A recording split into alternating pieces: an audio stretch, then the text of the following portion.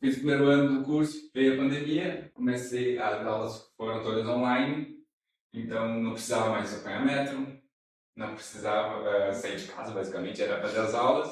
Só que, o que aconteceu? O meu trabalho no aeroporto, o aeroporto fechou, não existia mais viagem, então eu fiquei desempregado, digamos assim.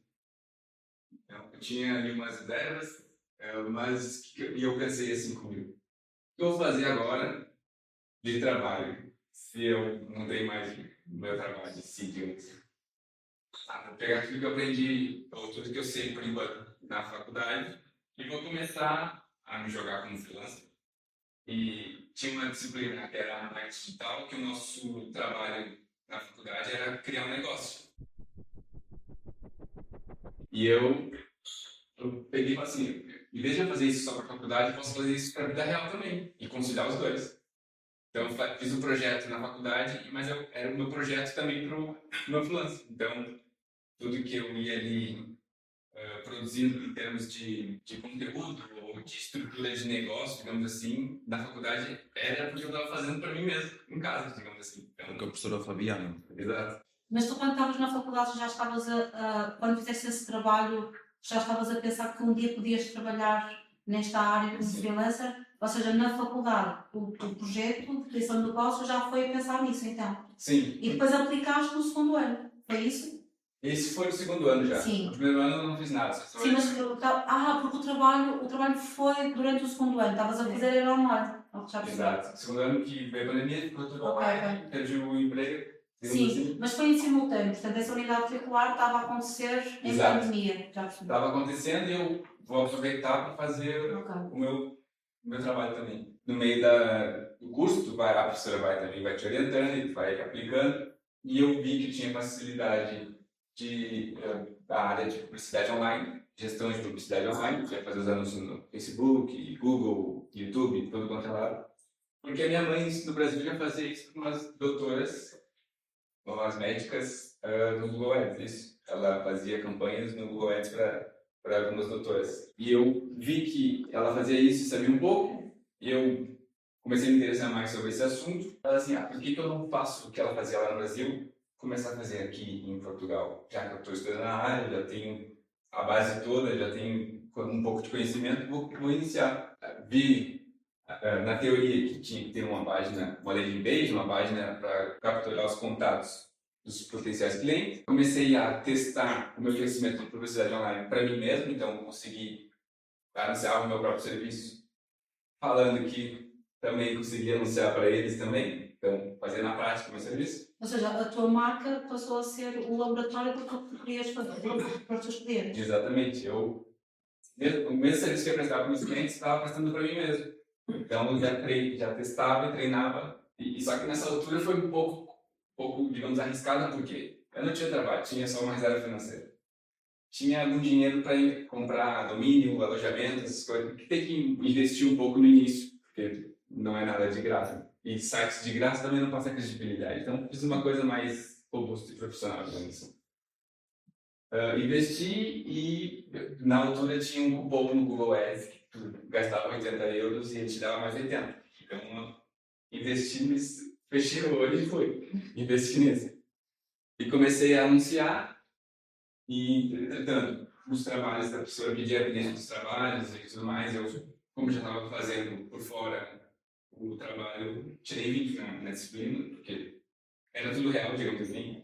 Não era nada, eu acho que vai acontecer isso, eu acho que vai acontecer aquilo, estava acontecendo. No final desse crédito que o Google Ads dava, eu recebi a minha primeira ligação, que era de um potencial cliente, falando que viu meu anúncio, que queria saber mais, e era uma empresa de logística, de mudanças e transporte, que queria anunciar a empresa dela e queria me contratar. Passado quanto tempo, Bruno? Está a Depois campanha em funcionamento? 2 semanas. Vocês imaginem o que é 2 semanas com uma campanha a correr e não aparece nada, não é? Exatamente. E, como eu disse, já estava no final do budget que eu tinha que tinha investido. Se depois daquele budget eu tinha que parar e pensar em outra coisa para conseguir mais Não, clientes. até porque, assim, em pandemia, a abordagem comercial é completamente diferente daquilo que é hoje, não é? Exato. Os próprios negócios estavam parados, os próprios empresários estavam também a reposicionar-se sobre aquilo que era o curto, médio prazo relativamente aos seus próprios negócios. Vocês hoje, se calhar, não se lembram, mas na altura nós passamos todos ali um mal. Houve um momento que nós não tínhamos bem a noção em termos de o que é que ia acontecer, em termos das nossas vidas, nos negócios, naquilo que ia ser o nosso regresso à normalidade. Por isso, acredito que quando tu falas no risco, é um risco pessoal para ti, mas é um risco também para os potenciais clientes a quem tu estás a querer chegar. Tinha o contexto também, o contexto da pandemia também tinha risco para quem ia contratar. Sim. Mas nessa altura também foi muito bom esse contexto, porque todo mundo começou a olhar para alternativas online. E como eu estava já posicionado como freelancer de publicidade online, e na altura, no início de 2020, isso não era tão popular quanto é hoje também, porque hoje tu abre e tem muitas agências. Como é que tu chegaste a essa conclusão de quais eram os serviços que tu ias prestar? Isso foi muito por influência da tua mãe, do teu gosto pessoal? Eu vi que minha mãe era só fazer Google Ads. E depois eu fiz uma pesquisa de mercado por causa do trabalho da faculdade, que tinha que pesquisar, fazer benchmark, toda a matéria que foi aprendendo. Eu descobri que poucas agências aqui do norte de Portugal, por exemplo, não tinha serviço de Google Ads. Tinha algumas, obviamente que tinha, mas não tinha muito. E como uma da dica da professora é subnichar o nicho. Não sei se vocês conhecem o termo, é tipo, tem um nicho, tem marketing, publicidade online dentro do nicho de marketing, mas dentro de marketing tem publicidade online. E dentro da publicidade online tem só especialista em Google Ads. Então, Não, porque aquilo que é o encontrar o teu posicionamento dentro do mercado e aquilo que tu estás a dizer já para falar em seres ultra especialista, não é? Porque quando nós falamos sobre tudo aquilo que vocês podem ser, em que áreas é que vocês podem trabalhar, aquilo que é uma força deste curso, desta licenciatura, não sei se conheces bem qual é o perfil deles, mas aquilo que é uma força, que é o facto de eles terem uma formação muito transversal, muito polivalente, mas também pode deixar-lhes a eles confusos sobre, ok, como é que eu me apresento ao mercado? Qual é o serviço que eu vou prestar? Qual é o valor acrescentado que eu apresento a um cliente, apresento ao mercado? E tu aí também, a tua opção foi mesmo ser muito especialista em algo que tu percebeste que era uma lacuna. Exato. Uma coisa que eu tinha habilidade e com a dica do curso, da disciplina, que era subnichar. Porque, por exemplo, todo mundo queria fazer, vou fazer fitness, marketing para fitness, só que é gigantesco. Pode ser especialista em emagrecimento, ou ficar forte, digamos assim. E por isso que eu fui subnichando até chegar a um ponto que pronto, poucas pessoas sabem o Google Ads. E o Google Ads é mais complicado do que Facebook e Instagram, digamos assim. Não é qualquer um que abre ali a plataforma e consegue fazer uma campanha bem feita. Então eu vou focar nisso, vou estudar muito mais sobre isso e vou dar esse contexto de especialista em Google Ads. Eu comecei com Google Ads. Obviamente depois, grande mercado que precisam de mais serviços. Agora já é spoiler, agora já. Mas no início era só isso. Exato. E achas que uma boa opção fazer dessa forma? Sim, porque imagina, diferente das outras plataformas, precisa de design, precisa de banners, da parte de gráfica. E o Google Ads tem a campanha de rede de pesquisa, que é só texto, SEO, SM, texto e compra de palavra-chave. Então era mais, digamos, para mim, mais fácil executar do que eu produzir primeiro storytelling, a parte gráfica e tudo mais. Então eu vi vantagem nisso, porque também design não é muito bom, sempre se contrato de serviço. Mas aí é aquela importância de tal SWOT pessoal. Ou seja, aquilo que tu não está a dizer é que ele reconheceu onde é que ele podia acrescentar, onde é que ele não era tão bom. Tinha também aqui uma circunstância familiar muito interessante, que já tinha, de alguma forma, porque isso dá-te algum amparo. O facto de já saberes que a tua mãe tinha feito e que tu tenhas visto, nem que seja... Pronto, há aqui alguma coisa que é um contexto onde eu posso chegar e que em Portugal não está explorado. As empresas não estão a fazer e fizeste muito bem o estudo de mercado. Mas depois, como ele está a dizer, há outras áreas do marketing onde eu não vou entrar porque eu não sou tão bom e há outras pessoas que são melhores do que eu. Não é? Essa percepção, essa análise é muito inteligente para nós, porque se nós não nos conseguirmos posicionar realmente enquanto serviço, enquanto marca, isso pode ser logo um tiro nos pés. Porque nós podemos escolher um entre muitos e em que nós não temos nada para nos diferenciar, ou podemos ser, de facto, alguém que está a fazer algo que mais ninguém está a fazer, ou pouquíssima gente está a fazer. Sim. Foi Até a gente tem pessoas que estão fazendo isso, mas como é que pode ser muito melhor do que as pessoas que estão fazendo isso? Porque se você pegar uma agência tradicional, ela faz tudo. Claro. Mas ela vai fazer realmente bem quando eu faço Google Ads. Não, tu és especialista. Eu sou especialista nisso. Tu tens que dar mesmo agências a não sei, mas porque pode ser difícil para um cliente final explicar o que é Google Ads e explicar qual é a complexidade de uma campanha. Sim. Às vezes pode ser mais fácil explicar isso a uma agência ou... Sim, imagina. E agora essa estratégia depois comercial, que eu vou explicar mais pra frente, mas tipo, todo o contexto de aquisição do cliente é em volta dessa explicação. Claro. Não só o porquê que ele tem que anunciar, mas qual que é as vantagens. E, por exemplo, a gente usa, nesse ramo de publicidade online, todo mundo utiliza essas headlines, por exemplo, de vendemos, você vai vender mais, vai ter mais clientes e tudo mais, mas ninguém explica como vai acontecer isso. E quando a gente consegue uma reunião com o cliente, a gente explica como é que vai ser o onboarding, como é que vai ser o processo de ponta a ponta, se ele tem fit com o serviço, porque digamos que, por exemplo, já tive clientes que, por exemplo, agora tem essas empresas de Cannabis Store, CDB. Sim. Isso não se consegue anunciar nas plataformas, então não tem fit. Então tu explica isso para o cliente e ele entende.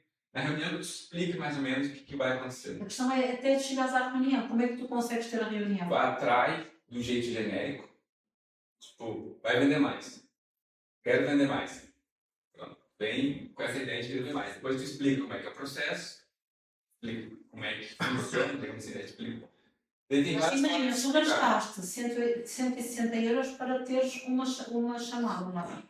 Em termos iniciais, vocês vejam este risco. Houve um investimento teu de 160 euros para teres o contacto. 160 euros de anúncio. Sim, mais o conceito, sim, mas para fazer esse call to action de alguém que... Para esses marketing money, digamos assim, foi de 3 euros.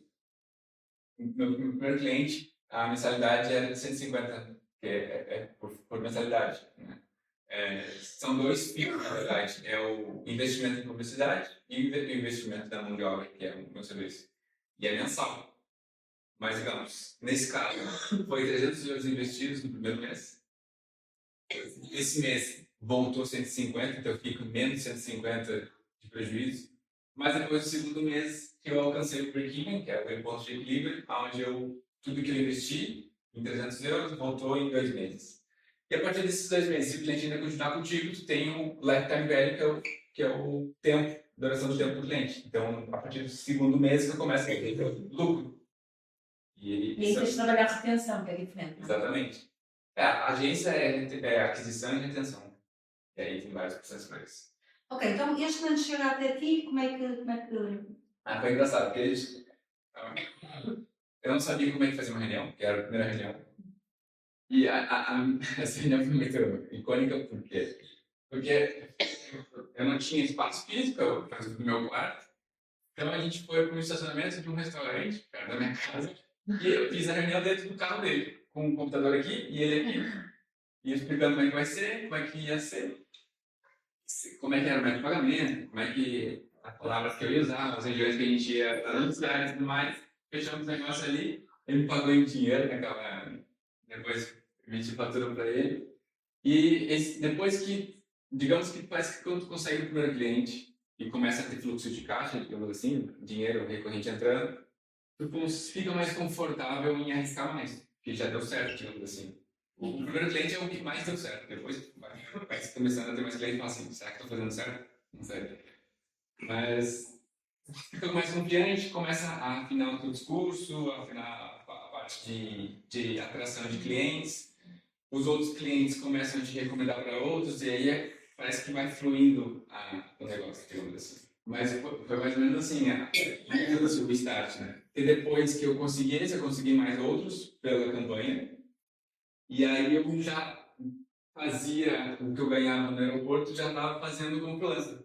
Estava muito contente, porque eu vinha para faculdade, estudar, às vezes saía daqui, ia ali pro Porto, nos aeroportos da vida, trabalhava e ia para casa. Totalmente diferente do que eu fazia antes. Mas isso, final da pandemia, né? Depois do final da pandemia. Na pandemia era fazer tudo em casa, porque era fazer aula, sair da aula, que era uma chamada, entrava numa chamada com o cliente, saía, entregava o serviço e ficava o dia todo no PC, basicamente. A pandemia toda e intercalando com, por exemplo, nos primeiros momentos, eu tinha 2, 3 clientes, tinha que complementar a renda, fazia Globo, entregava comida, porque era um dos únicos trabalhos que eu conseguia fazer também com ele. Foi tipo essa correria, digamos assim, no início, para conseguir depois só fazer. E relativamente aos teus trabalhos académicos, não sentiste que eles ficaram mais interessantes, mais robustos, ou seja, eu tenho essa percepção de que muitas vezes os alunos, ao começarem a trabalhar, ficam com medo assim, eu vou começar a trabalhar, vou ser trabalhador estudante, vou ser penalizado em termos de vida académica no sentido de desempenho académico, melhor dizendo. E eu digo assim, vais ver que vai ser totalmente ao contrário, ou seja, o desempenho académico normalmente sai beneficiado quando nós estamos a trabalhar e mesmo relativamente à gestão do tempo, nós acabamos por gerir muito mais o nosso... pronto, eu estava a dizer... Tu aprende, na verdade, quando tu está trabalhando e estudando, tu aprende a gerir o tempo obrigatoriamente, porque senão não tem tempo para nada. É isso, ou seja, aquilo pode ficar penalizado, pode ser a nossa vida pessoal, eventualmente. Exato. Familiar, mas aquilo que é foco no trabalho, enquanto vocês agora se calhar têm um trabalho para entregar daqui a 2 semanas e andam a arrastar no trabalho e estão a trabalhar e vêm uma série e vão ao ginásio, mas quando se está a trabalhar e a estudar e tudo ao mesmo, é-se muito mais focado em tudo aquilo que se está a fazer. E normalmente eu digo mesmo isso aos meus alunos, vocês não pensem que é por começarem a trabalhar que o trabalho académico, o desempenho académico vai ser penalizado, porque normalmente é o contrário. Há muito mais foco e em termos qualitativos os trabalhos académicos têm assim um upgrade fantástico. Porquê? Porque até aquilo que é o contacto com o mercado de trabalho, refletido nos trabalhos académicos, nota-se de facto que há ali um estudante com outra maturidade, com outra bagagem que só os bancos da faculdade não nos proporcionam. Mas é importante isso que está falando, porque depende do trabalho que estiver executando. Claro. Se estiver fazendo um trabalho que não tem relação ao... Sim, se for no aeroporto ou na Globo, não. Mas estamos a falar de uma coisa em que tu estavas a trabalhar dentro daquilo que é a tua área. Exato. E depois que eu fiz isso, todos os outros trabalhos eu comecei a incluir meu projeto profissional na faculdade. Porque finalmente era ou criar uma loja online, sendo que tipo, já tinha alguns clientes com loja online, já sabia mais ou menos como é que funcionava. Por exemplo, eu, Gustavo e o João, na altura, a gente fez um projeto de um e-commerce. E só que tipo, a gente já conhecia a gente tinha uma base, o Gustavo também tem base de programação, a gente já fez a loja toda, já fez tudo, a dinâmica é muito mais dinâmico do que fazer tudo do zero sem saber de nada. E não é só isso, depois tu tens o compromisso, isso é bom que vocês reconheçam até mesmo por portfólio. Tu tens um compromisso, que aquilo não vai ser só um trabalho académico simulado, que é para entregar um professor e que fica... Não, a partir do momento que vocês sabem que é uma marca real, um cliente real, que tem o rosto com quem vocês conversam, neste caso, tu em concreto estavas a conversar, o teu grau de empenho, de compromisso para com o cliente e para com o trabalho em si é muito maior. E isso depois reflete-se também em termos de desempenho académico. Sim, eu falando aqui, parece às vezes que é fácil, mas... Não é, não. Fica com... Há muita ansiedade. Fica com ansiedade, não sabe se está fazendo certo, não acredita em ti. A parte do início é muito inseguro, fica muito inseguro, não sabe se está executando certo. Mas também, agora passando por isso, eu posso falar para vocês que fazem o que vocês acharem que é certo. Se errarem, vocês, pronto, pode perder cliente, mas vão aprender e depois no próximo vocês vão acertar. Pronto, e agora, como é que eu comecei a empreender? Passo a passo prático, de que eu fiz assim, tal... auxiliação, que é definir uma especialidade, no caso, prestar serviços de publicidade online. Resolver a parte fiscal, que é abrir uma atividade nas finanças, passar recibo. Não precisam abrir empresa, vocês não precisam ir para contabilista. Abre a atividade, aprenda a emitir um recibo e já está feita a parte fiscal. Administratividade em que área? Em prestação de serviço. Só uma prestação de serviço geral, ou seja, não quiseste mesmo ir para uma parte tão forte como publicidade online, não quiseste abrir atividade nessa... Na altura nem tinha, agora tem. Ok. Mas coloquei prestação de serviço. Havia só publicidade, se calhar, serviços de publicidade. Não, porque também eu usava o recibo verde para o aeroporto. Ok. Então já tinhas... Prestação de serviço. Ok. Assim acaba por não te... Claro, não ficas condicionado relativamente ao outro cliente. Mas pronto, não precisa se preocupar em contabilista agora. Vocês abrem a atividade, passam fatura, que é que as empresas precisam. Se vocês forem prestar serviço business to business, né, para empresas. Se for para cliente final, talvez, às vezes, alguns nem pedem faturação, você tem que passar por causa do IRR. Cria a estrutura digital, coloque um design interessante ou conteúdos interessantes nas redes sociais de vocês. Se vocês forem fazer marca pessoal, lifestyle, com a especialidade que vocês fazem. Se for perfil de empresa, não ser aquele conteúdo montra, né, que é tipo venda, não é. Quais foram as redes sociais em que apostaste nesta altura? Instagram, Facebook? Foi Facebook, Instagram. LinkedIn não chegaste? LinkedIn eu ajeitei, mas eu não fazia tanto, hoje eu faço muito mais. Eu comecei com isso, hoje eu faço mais LinkedIn, porque já aumentou minhas conexões todas de referenciação, e só faço LinkedIn, Instagram, agora faço YouTube também. Aliás, é muito importante essa parte das redes sociais, é que todo mundo, os especialistas falam, você tem que estar em todo lado, TikTok, Instagram e tudo mais. Não. Escolhem as que vocês se identificam, as que vocês usam mais, e comecem nisso. E só depois, se vocês querem testar outras plataformas. Porque vai ficar muito amplo, vocês têm que produzir conteúdos de vários formatos e acaba existindo e nem fazendo nada. Então, isso não acaba sendo produtivo, digamos assim.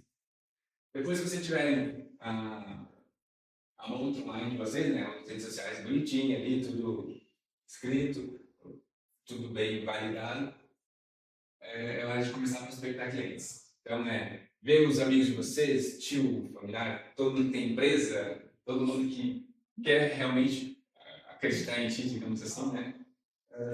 Ou comecem a fazer listas de empresas que realmente vocês têm interesse em prestar serviço para elas.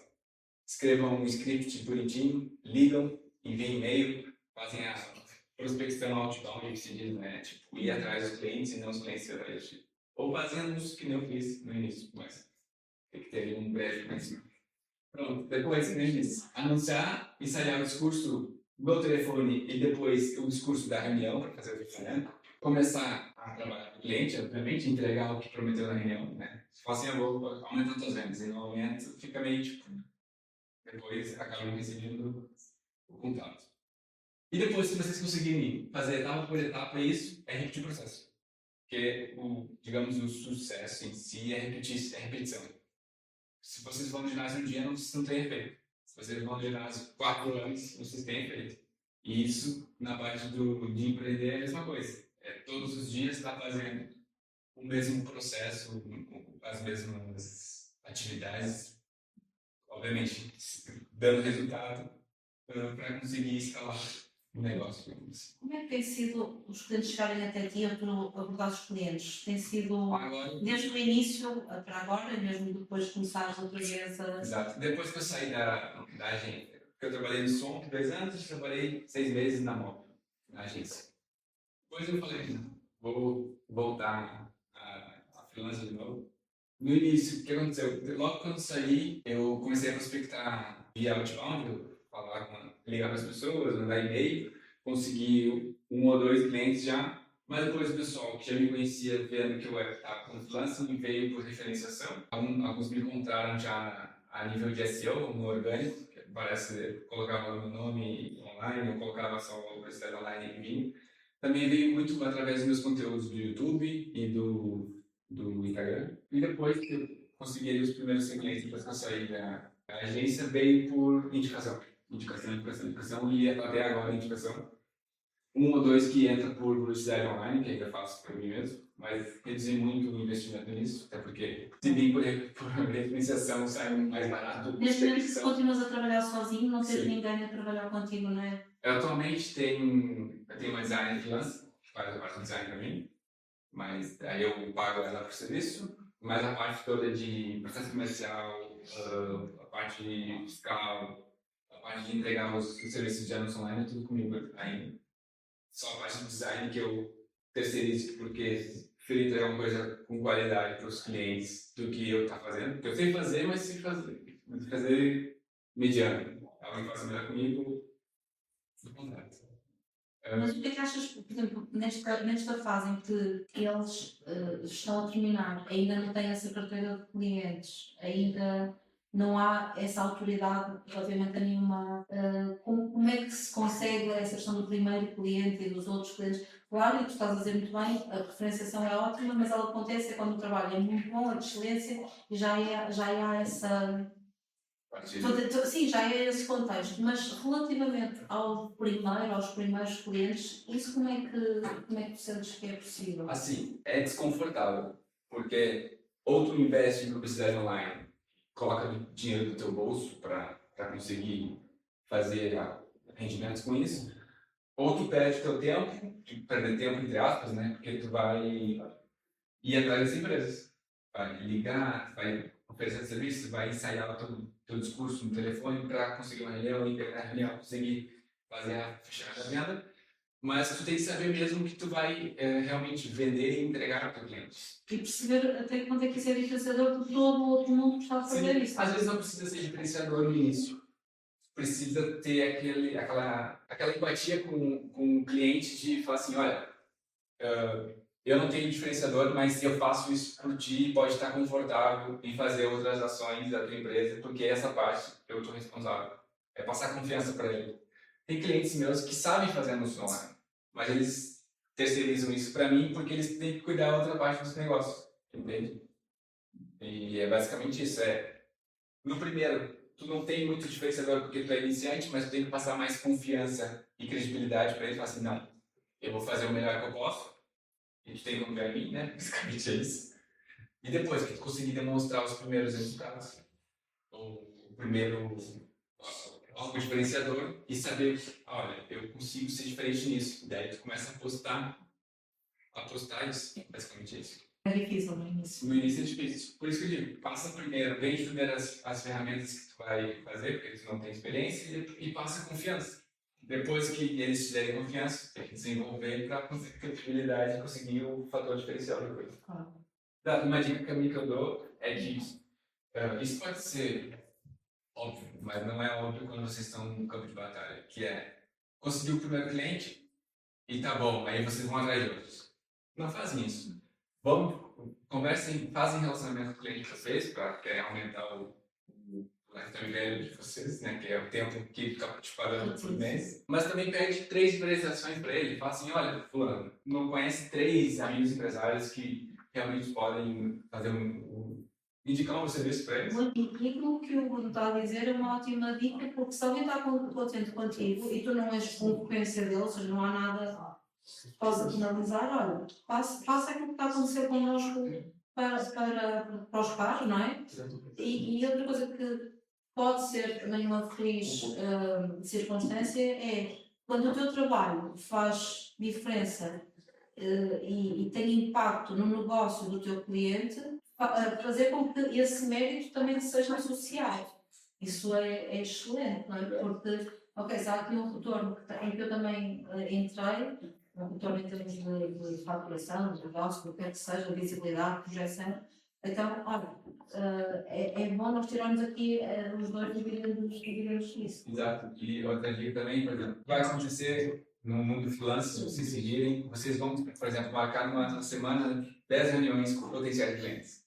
Mas vocês têm a probabilidade de não fechar com nenhum. E como é que vocês tiram proveito disso? Vocês podem pegar esse pessoal que não tem tanto interesse em contratar vocês, mas pedir mais diferenciação para outros. Olha, eu sei que a gente não vai fechar aqui negócio e tudo mais, mas consegue indicar mais duas pessoas que têm interesse, ou poderiam ter interesse no serviço? Aí tu consegue extrair mais. No início é muito complicado. É difícil, porque vocês têm que... São processos. Tem um processo todo de aquisição de clientes, que é onde vocês vão ter que fazer a Que é aquisição. aquilo que já não tens necessidade de fazer agora, não é? Não tanto quanto no início. No início é sempre a atração e olha, tu vai resolver o lado. Mas a escala que tu estás a ver neste momento de negócio, tu ainda tens capacidade de resposta para... Pois, é isso que eu também é importante decidir. Eu estou chegando num ponto em que eu tenho que fazer uma escolha. Se é crescer como empresa ou ficar como solopreneur. Sim. Entendeu? Crescer como empresa, eu vou ter que começar agora a contratar outras pessoas que fazem o mesmo que eu para criar uma estrutura. Mas também eu posso gerir os meus clientes de uma forma que eu fique com os meus melhores clientes e fique mantendo aquela estrutura. Porque no fundo, ou tu tem muito mais clientes para ganhar mais, ou tu tem menos clientes cobrando mais. São as dores de crescimento de uma empresa, né? São aquelas decisões que a dada altura, eu não sei em termos de retenção de cliente, qual é, se normalmente isto funciona por campanha ou se tens... É por contrato, basicamente é de 3 a 6 meses, mas tem agências que fazem de 12 meses. Tem 12 meses de LTV. Existem 3 formas, né? Ou tu cobra mais dos teus clientes, ou tu consegue mais clientes, ou tem que vender mais coisas para os mesmos clientes. Ou podes crescer a estrutura, não é? Sim, aí é conseguir mais clientes, porque aí então aumenta a estrutura. Mas aí vocês têm que decidir se vocês querem ser solopreneur, né? Empresa sozinho, ou ter uma estrutura, funcionários e tudo mais. Aí é mais escolha de vocês do que um caminho a ser seguido, porque no fundo é vocês que decidem. Não é mal trabalhar com as pessoas, para empresas também. Tem executivos em empresas que empreendem dentro de empresas que estão super felizes. Então, tipo, esse discurso de empreendedores que é só empreender, só criar empresas. Sim, porque nós vai haver uma altura, não vai ser agora, vai ser em janeiro, que nós vamos falar e fala-se muito isso, da cultura do empreendedor, do perfil do empreendedor. Parece que o empreendedor é assim um super-homem, uma super-mulher e tem características super específicas, e às vezes não, porque há pessoas que trabalham dentro de organizações e que o seu registro é, de facto, um registro empreendedor, e há empreendedores que são super contidos e que mesmo relativamente ao risco e tudo. Mas pronto, há muito, e vocês vão ver muita informação sobre aquilo que é o perfil do empreendedor e características associadas ao empreendedorismo. Agora, há aqui uma coisa que não deixa... A dinâmica de trabalho é muito diferente, porque tu tens que ser muito, muito disciplinado. De facto, aquilo que é o teu retorno, o retorno do teu trabalho é medido por aquilo que tu fazes, não é? Por aquilo que é a prospecção comercial, por aquilo que é o teu trabalho. E depois há outras coisas que às vezes vocês vão ter que olhar para vocês e perceber se conseguem se ajustar a esse perfil. Mesmo, por exemplo, questões de disciplina. O trabalhar em equipa. Por exemplo, eu tenho... eu acho que eu já vos falei com o Jaime. O Jaime neste momento trabalha desde casa, o Jaime Fins, com uma empresa nos Estados Unidos, um colega nosso. O não ter possibilidade imediata, nós vamos conseguindo isso de outras formas, mas o não socializar com uma equipa de trabalho, o não ter aquela componente de estar na agência, socializar, viver... por exemplo, eu sei, no meu caso pessoal, que o não ter isso seria uma coisa muito difícil, uma vivência muito difícil em termos profissionais. Aquela disciplina do empreendedor de que eu passei muito mal na pandemia, porque ainda que soubesse que tinha aquelas aulas e que tinha aquelas obrigações, mas o trabalhar desde casa, o trabalhar muitas vezes isolado, o trabalhar sendo autodisciplinar relativamente a horários, relativamente a trabalhos, e não dizer, pronto, isto tanto dá a fazer agora às 5 como dá para fazer à meia-noite, isso é péssimo, porque tu tens que assumir, mesmo enquanto freelancer. Exato. Isso é uma característica, por exemplo, em termos de freelancer, tem todo aquele discurso de, não tem horários, posso trabalhar a hora que eu quiser. Ok, mas o teu cliente trabalha que horas? E aí, tipo, ok, escolho meus horários, mas o teu cliente trabalha em que horário, né? Digamos, se eu estivesse lá no Brasil ou em Bali, o fuso horário é diferente. Então, tu sendo freelancer, pode entregar o serviço da hora que tu quiser, mas também tem que ser muito alinhado com os teus clientes ou com quem tu trabalha na empresa que tu tá trabalhando. Sim, tem que ser disciplinado também a esse nível da vida pessoal, não é? E quando vocês têm rotina, parece que fica mais fácil gerir o tempo e entregar tudo. É meio que ilusão de trabalhar, posso trabalhar o que quiser. Ok, pode trabalhar de madrugada e dormir durante o dia, mas obviamente os clientes vão te chamar no horário comercial. Laboral. Exato. E é isso, basicamente. Duvido que vocês. Todas as outras perguntas importantes. Não, mas façam vocês, as vossas também, não deve ter colocado todas. Assim, eu fiquei a pensar no caso de nosso curso ensina basicamente a base de todas as áreas que nós vamos ter. Eu queria fazer uma pergunta. A nós, sendo um perfil que abrange tanta coisa, continua a ser mais vantajoso nós nicharmos alguma coisa e depois, se houver possibilidades, apresentarmos todas as nossas outras capacidades, ou apresentarmos como um marketeer que consegue, que faz tudo. Ou seja... Por exemplo, eu entendi.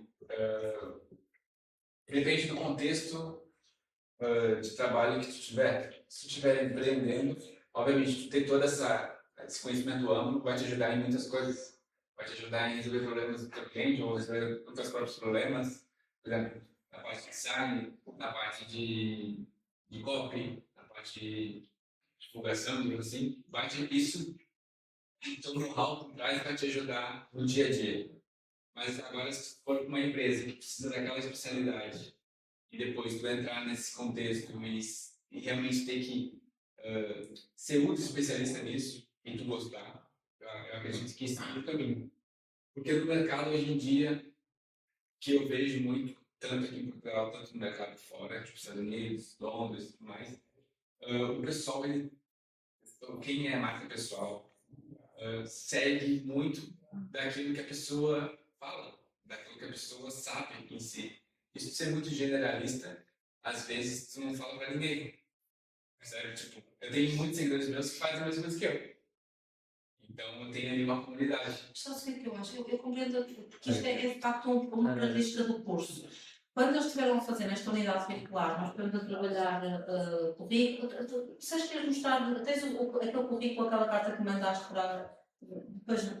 Depois de me ok. Mas sabes porquê? Porque esta inquietação que eles têm, eu cheguei a falar com alguns de vocês sobre isso, porque quando eles colocam, por exemplo, design, ou seja, quando vocês colocam esse rótulo, quando estão a fazer um currículo, quando estão a fazer um perfil no LinkedIn e colocam qualquer rótulo que eles tenham, seja designers, seja marketeers, seja outros que vocês tenham colocado, eu digo assim, não coloquem.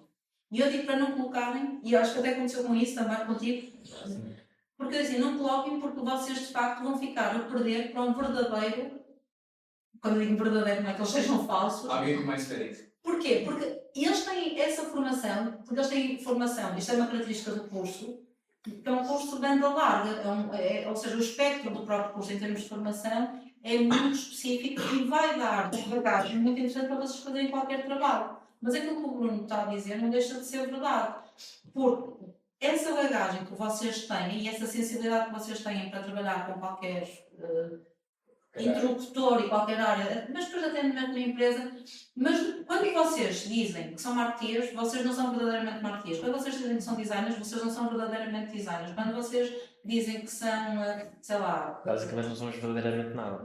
Mas têm um bocadinho de tudo. Agora, podemos falar sobre isso daquilo que há pouco estava a falar com o Nuno. E já agora aproveitei para te... Tu há pouco falavas nos problemas de mentoria do Paulo Faustino, mas existem outros, Tu, ao longo deste processo, depois de terminares a licenciatura, tiveste necessidade de fazer formações, investir em formação complementar, ou seja, porque aquilo que aconteceu relativamente a esta descoberta, as pessoas que saíram do curso de marketing digital, de certeza que estão a fazer coisas muito diferentes. Eu acho que uma das coisas que foi fantástica no Bruno foi ele ter feito essa descoberta muito antecipada de qual ia ser o nicho em que ele ia trabalhar, perceber que esse nicho funcionava, ele estar capacitado para o fazer. Mas pensem no seguinte, ele podia nunca ter feito essa descoberta, ou poderia nunca ter feito também essa escolha. E aquilo que eu pergunto é, o teres percebido ainda assim que esse nicho te poderia potenciar enquanto profissional desta área, continuas a fazer formações, seja a nível de Google Ads, seja a nível de publicidade online, seja noutras áreas tu disseste muito bem, ok, design eu não vou meter, posso subcontratar, é um serviço que está ali assegurado por outro colega. Mas mesmo para conseguires manter-te a par do que está a acontecer, essa necessidade continua a existir? Com certeza. Como tu disse, o curso é muito amplo e às vezes tu pega uma matéria muito superficial. Por exemplo, publicidade online a gente teve. Aliás, Google Ads, eu que dei aula. Na parte de Google Ads, eu criei aula. O professor ensinou só por Facebook e Instagram. Ok. Então, tipo, pra tu ver o nível de não tão profundidade nos assuntos. Tem que se falar de tudo. Exato. E ao falar de tudo não se fala verdadeiramente depois de nada. Exato. Porque isso para mim tem muito a ver com Bolonha. Bolonha acabou por... Estamos a dar métricas e se for para fazer, não sabemos fazer, mas sabemos o teórico, um bocadinho, sabemos o nosso teórico. Bolonha não te possibilita, até mesmo pelo tempo de aulas, não te possibilita que tu saias daqui super competente naquela... Porque depois cada aluno, e pretende-se que cada aluno faça a sua própria descoberta dentro daquilo que é marketing digital ou dentro daquilo que é publicidade online. Ok, vai então para a tua ferramenta ou vai então para a tua área. Aquilo que pode ser difícil para vocês, mas É vai por causa de arranjar tantas coisas, não sabemos. Mas eu acho que temos que tentar descobrir o que é que encaixa connosco e é tentar especializar. Isso foi o que eu pensei desde o início, que é basicamente cada um vai para a área que gosta e Sim. segue. Exato. E mas essa área depois vai ter que ser Subnichado. lixado Sim, Por exemplo, situações, sim, não é? claro. E no fundo, você assim, gosta de fazer isso, mas você também tem que olhar para o mercado e falar: será que vale? necessidade. tem procura, tem demanda nesse mercado? Sim. Tipo, será que as pessoas pagam realmente por que eu gosto de fazer? Eu quero ser reformado. Assim, eu acho que a maioria da turma ia fazer o contrário que o Bruno fez, que é, o Bruno focou-se no Google Ads, neste caso mais ou menos no marketing, nós vamos para o design e talvez audiovisual. É o contrário, tiveste a dificuldade no design, tiveste de contratar pessoas, nós se calhar vamos ter de contratar pessoas no copyright e talvez no marketing em si, para nós conseguirmos fazer as coisas. Contratado, isso depois, Sim. e nem sequer há essa questão, aquilo que o Bruno também disse sobre o facto de vocês terem atividade aberta a partir de uma determinada altura, isso vai ser necessário. E ele também deu essa sugestão de ser uma área abrangente e vocês não abrirem atividade numa coisa muito, muito específica, em que vocês dizem, mas só posso passar por fazer um cima. serviço queixante. Claro. Eu já fiz serviços que eu não fiz serviço. Por exemplo, eu já vendi websites que eu não fiz. Eu Não foste tu que fizeste. cobrei valor e subcontratei o serviço. Pronto, se calhar essa pessoa não tinha forma sequer dela faturar, não? Não foi? Não. Não é só isso, se calhar chegaram mais fácil. Chegaram a ele mim. fizeram E ele arranjou alguém. alguém. Chegaram ali, Claro. website, eu falo, claro.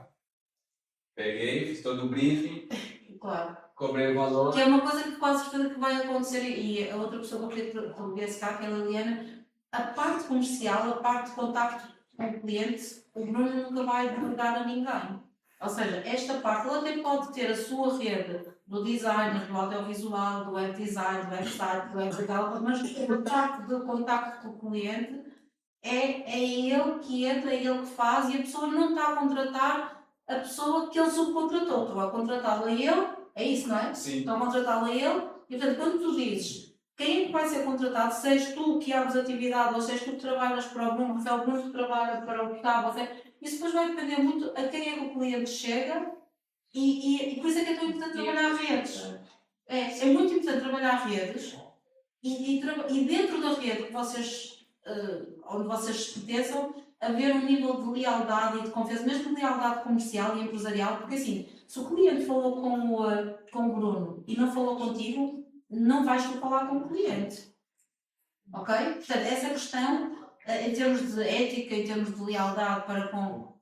Isso é fundamental. Sim, aquilo passa na mesma como se fosse um serviço Claro. pago, por ele é assim que tem que ser passado. E é a equipa dele e é ele que está a assegurar. Agora, é fundamental que vocês, nesta fase, insisto, tenham um bom portfólio, começam a criar um bom portfólio, sejam visíveis para que estas pessoas, cada altura vão precisar de pessoas com o vosso perfil, consigam chegar até vocês, e depois a rede vai existir por aquilo que vocês fazem, pela qualidade daquilo que vocês fazem, não só a qualidade do trabalho, mas a qualidade do processo. É muito importante esta empatia que o Bruno falou em termos de trabalho, o cumprimento de prazos, a agilidade dos processos, marcas uma. Que bom, agora, Claro. como é que vai funcionar? Qual que é o time? Claro, tu não podes estar a comprometer para quinta-feira de manhã e ser em 3 da tarde e a pessoa está-te a ligar, então estou aqui à espera. Isso não pode acontecer mesmo. Portanto, todo o processo, todo o compromisso para com o processo é muito, muito importante. Não só o resultado final, às vezes assim, mas depois aquilo foi excelente. Opa, mas se depois foi muito complicado trabalhar contigo, tu és uma pessoa complicada, és uma pessoa que a dada altura as pessoas me vão deixar de recorrer a ti porque sabem que vai haver um desgaste muito grande em todo esse circuito, não é? Portanto, vocês têm que ter bom trabalho e esse trabalho tem que ser visível, tem que ser acessível e tem que ser fácil chegar até vocês. E a rede existe, porque da mesma forma que o Bruno está nesta área, mas tem clientes a precisarem de serviços que vocês podem prestar, existem outras pessoas assim, enquanto Bruno, enquanto agência, enquanto as próprias agências, eu não sei se isso já te aconteceu, as próprias agências contratam freelancers. Sim, eu tenho clientes que são agências também, Claro. que é subcontrato meus serviços. Que eu subcontratei para fazer o website, me subcontrato para fazer a publicidade online. Sim, é um ecossistema de indústria de comunicação, é mesmo isso, em que... Por isso que, no fundo, que eu digo, a marca pessoal de vocês é extremamente importante nesse contexto. Você não pode se queimar com empresas ou com clientes por não ser profissional, digamos assim. E outra, qualquer área que vocês escolherem, vocês são comerciais, vocês são vendedores. Vocês têm que saber. Porque a área comercial não é, eu sou bom em vender, sou bom em comunicar, não. A área comercial é técnica de vendas. Qualquer um pode aprender e vender qualquer coisa. Vocês têm que ter processo e um discurso, uma narrativa pronta para encontrar a solução. Que é basicamente a pessoa que está te procurando está no ponto A e o teu processo de escrita comercial tem que levá-la para o ponto B. E mostrar que nesse caminho ela não consegue fazer sozinha, tem que ajudar ela. Se você quer me acompanhar, as duas redes que são mais ativas é o YouTube e o Instagram. Esse aqui é nos dois. Se vocês querem saber lá como é que eu às vezes posto umas